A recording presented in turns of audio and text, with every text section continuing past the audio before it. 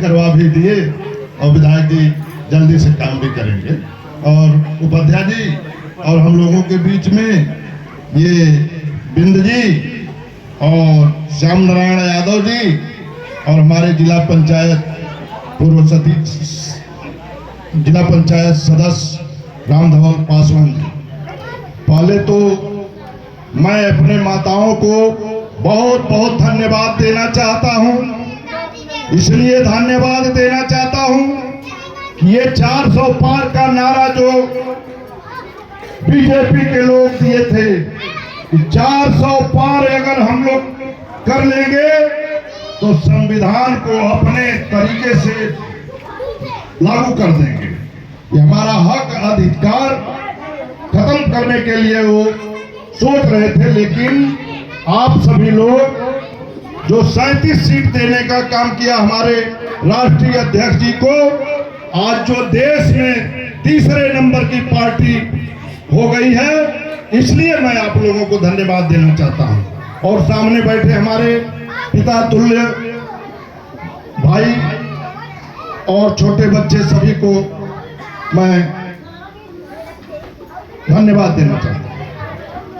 साथियों, बात तो हमारे साथी लोग बहुत सारी बातें किए, लेकिन मैं बहुत कम समय में आप लोगों को ये बताना चाहता हूं कि ये बच्चे जो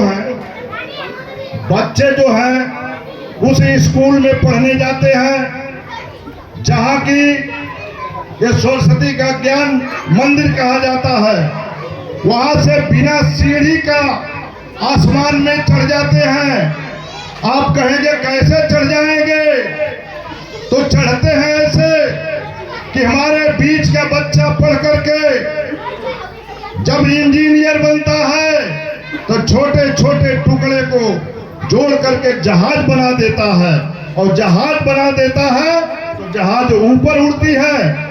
और उसमें भाई हमारे क्षेत्र के सैयद राजा विधानसभा के एक लड़की जो उस जहाज को उड़ा रही है, बाहर उसके माता पिता को मैं धन्यवाद देना चाहता हूं विधायक जी। लेकिन आप सब लोग अपने बच्चों को पढ़ाओ, अपने बच्चों को पढ़ा करके आगे बढ़ाओ। और बात तो ये है कि 2 ही आदमी देश को बेच रहे हैं और 2 ही लोग जो है ये देश को खरीद रहे हैं। 2 लोग बेचने वाले अडानी, बेचने वाले मोदी जी और अमित शाह, और खरीदने वाले अडानी अंबानी हैं। इसलिए सारा संस्था को बेचते जा रहे हैं। बिजली बेच दिए और सड़क रेल बेच दिए और जहाज भी बेच दिए। अब शिक्षा बेचने जा रहे हैं। जब शिक्षा बिक जाएगा तो ये जितने छोटे छोटे कॉलेज चल रहे हैं सब बंद हो जाएंगे और अडानी अंबानी का बड़ी बड़ी यूनिवर्सिटियां खुलेगी और वो यूनिवर्सिटियां की फीस बहुत महंगी होगी, जहां की वो बड़े लोगों का बच्चा पढ़ पाएगा। अब गरीबों का बच्चा नहीं पढ़ पाएगा, नहीं वो आगे बढ़ सकता है। इसलिए समय कम है, विधायक जी को बहुत जल्दी है। अपनी बात को मैं विराम दे रहा हूं। और तो साथियों, विधायक जी का बात हमको मिला है कि नहीं अभी बोलिए तो ठीक है। साथियों, आप ये समझिए कि हम लोग जो है अखिलेश जी जो अदालत में बाबा साहब का अपमान हो रहा था अमित शाह के जरिए, तो उस पर कोई सांसद बोलने का काम नहीं किया। हमारे अखिलेश जी ने आवाज उठाया और आवाज उठा करके हम लोगों को आप लोगों के बीच में भेजने का काम किया।